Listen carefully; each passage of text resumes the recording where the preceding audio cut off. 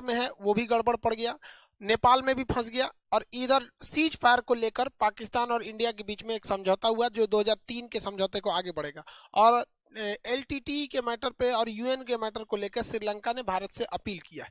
तो हमारे 4 महत्वपूर्ण पड़ोसियों से लेकर, और चारों का लिंकअप चाइना से ही है, ये 4 मुद्दा। उसके बाद 5वां मुद्दा जो हम लोग के ट्वीट को इग्नोर किया गया, तो उसके बाद आगे की स्टूडेंट्स की क्या रणनीति रहेगी, गवर्नमेंट तक कैसे बात को पहुंचाएंगे, इसको हम लोग समझते हैं। देखिए, म्यांमार में जो अभी चल रहा है, सेना ने तख्ता पलट कर दिया और सेना ने स्पष्ट कर दिया कि हम चुनाव जरूर कराएंगे, लेकिन 1 साल के पहले चुनाव नहीं कराएंगे। सड़कों पर टैंक घूम रही है, वहां गोलियां भी चलाई गई हैं, इंटरनेट को बंद किया गया है, लेकिन जिस जगह पर इंटरनेट है वहां पर बिजनेस को चलाने के लिए इंटरनेट है, वहां पर यूज किया जा रहा है। अब इसी सड़कों पे देखेंगे तो चाइना के खिलाफ लोग वहां प्रदर्शन करने लग रहे हैं। यहाँ उनका सीधा करना है चाइना गो आउट। अब चाइना यहाँ डबल फंस गया है, वो आंग सान सू की के साथ भी था और वो सेना के साथ भी रहना चाहता है।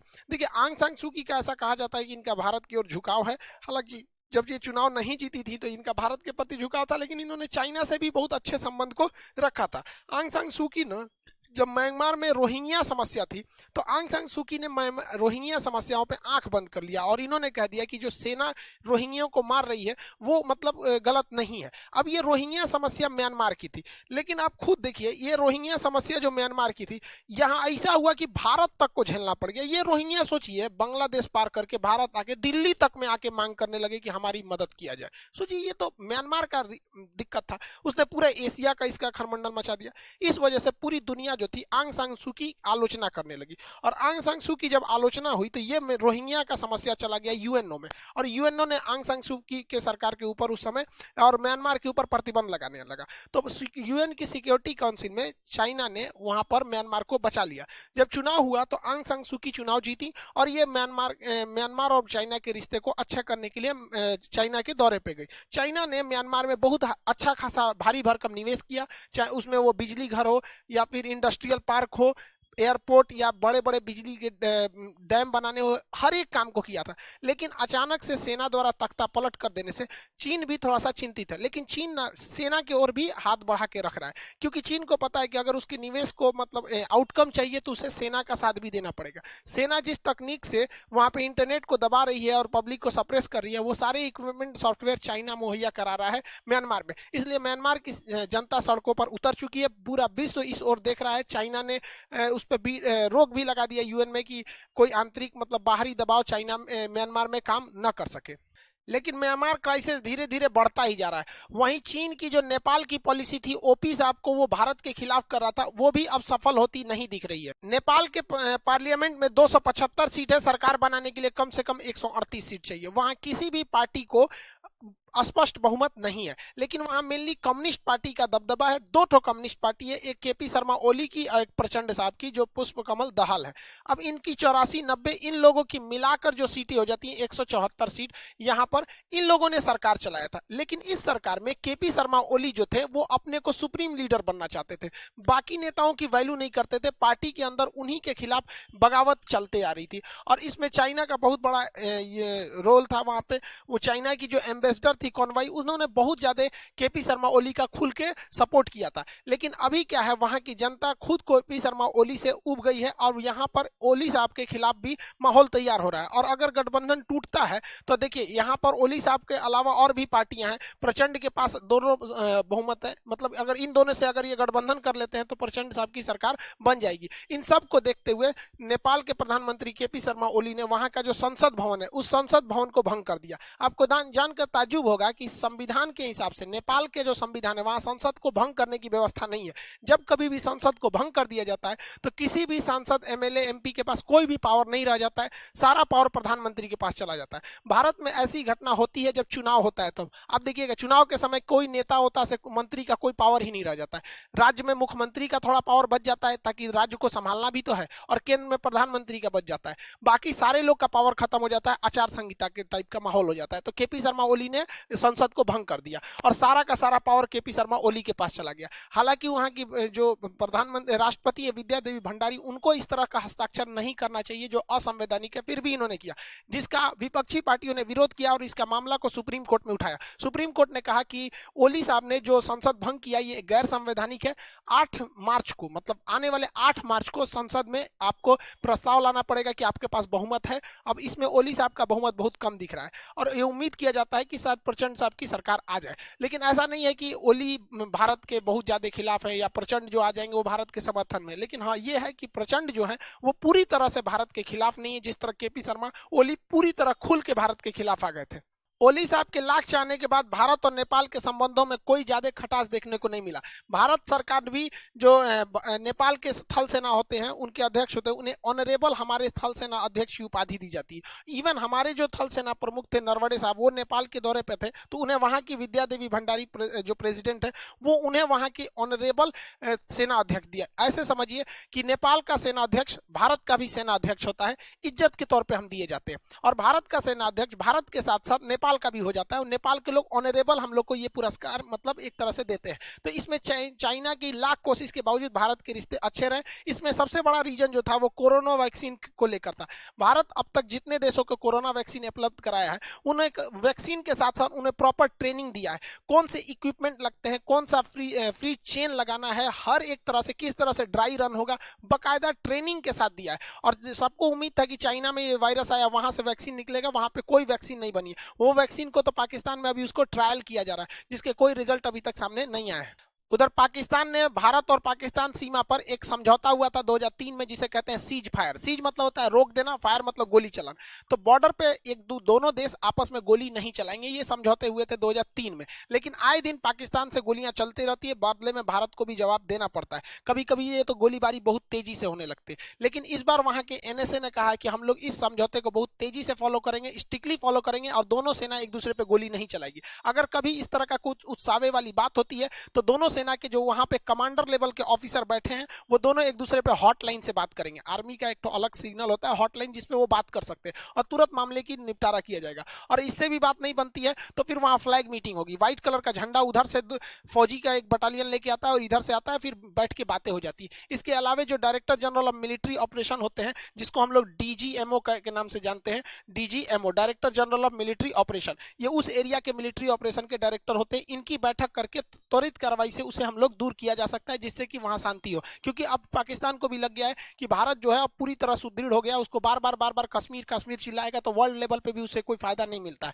अब इसमें जो वहां के एनएसए है उनका कहना है कि ये इमरान खान की बहुत बड़ी जीत है। अरे भाई साहब आपकी कौन सी जीत है, पूरी दुनिया को पता है, किसको बेवकूफ बना रहे हैं। एफएटीएफ में, एफएटीएफ जो होता है ना financial task action task force जो है, इसमें पाकिस्तान ग्रे लिस्ट से ब्लैक लिस्ट में हो सकता है या फिर ग्रे लिस्ट में भी है तो उसे बहुत ज्यादा नुकसान होता है। क्योंकि ये क्या है, ये एक ऐसी संस्था है जो इस बात पर आप पे प्रतिबंध लगा देगी अगर आप आतंकवादी घटनाओं में ज्यादा संलिप्त रहेंगे। तो वहां गोलीबारी के आड़ में पाकिस्तान से आतंकवादी घुस जाते थे। तो एफएटीएफ में अगर ये लोग भारत ये इस तरह के सीज फायर को नहीं रोकते, मान के चलिए बहुत ज्यादा गोलीबारी करते, तो एफएटीएफ में ब्लैक लिस्ट कर देते।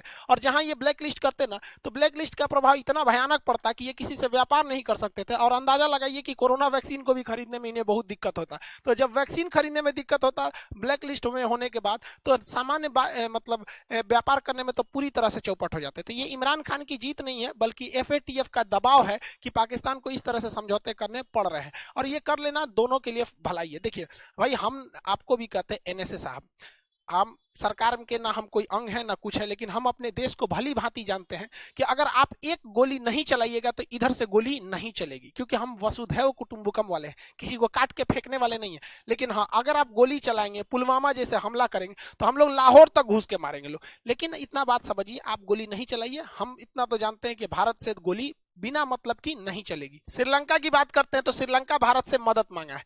अब भाई श्रीलंका भारत से मदद क्यों मांगा है, तो श्रीलंका का एक छोटा सा हिस्ट्री समझते हैं। ये इंदिरा गांधी और राजीव गांधी ने, इंदिरा गांधी ने श्रीलंका पे मतलब बहुत ज्यादा प्रतिबंध लगाने की कोशिश की थी, वही राजीव गांधी ने सेना भेज दिया था श्रीलंका की मदद के लिए। हुआ क्या था, देखिए इंदिरा गांधी ना, पाकिस्तान का ये एरिया है पूर्वी पाकिस्तान, 1971 की भीषण लड़ाई हुई थी तो भारत ने पाकिस्तान के किसी भी जहाज को इस साइड से यहां जाने नहीं दिया था।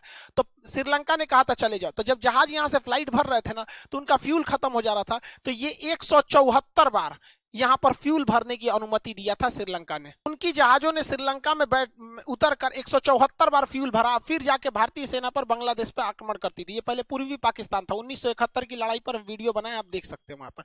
तो इस वजह से इंदिरा गांधी काफी खफा थी। इंदिरा गांधी भी कह ली थी तुम हमारे आंतरिक मामले में हस्तक्षेप किए श्रीलंका, हम भी तुमको बताएंगे। अब श्रीलंका की एक कमजोरी क्या है कि श्रीलंका भारत के तमिलनाडु राज्य से बहुत करीब है। ये तमिलनाडु राज्य से ये बहुत करीब है। तमिल के बहुत सारे लोग वहां पे बसे हुए हैं, खास करके ऊपरी वाला एरिया जिसे हम जाफना कहते हैं, ये श्रीलंका का ये वाला एरिया। तो यहाँ पर एक नेता थे प्रभाकरण, तो ये इन्होंने एक संगठन बनवाया जिसका नाम था लिबरेशन टाइगर्स ऑफ तमिल इलम, जिसे LTTE कहते हैं। ये एक उग्रवादी संगठन था। शुरुआत में कहा कि भैया हमको यहाँ पर स्वायत्त राज्य चाहिए, जिस तरह कश्मीर में 370 है। उसके बाद कहने लगा कि भैया हमको अलग देश ही चाहिए, तमिल इलम यहाँ पर। अब इंदिरा गांधी इसका फुल सपोर्ट की थी, क्योंकि भाई अंतर्राष्ट्रीय नियम में देखो भाई, कोई किसी का दोस्त दुश्मन नहीं होता। हमारे देश के लिए सही हो तो दोस्त हो, गलत हो तो दुश्मन हो। 174 बार तुम पाकिस्तान को जहाज के फ्यूल भरने के लिए मदद करोगे, सोचोगे हम तुम्हारी मदद करें।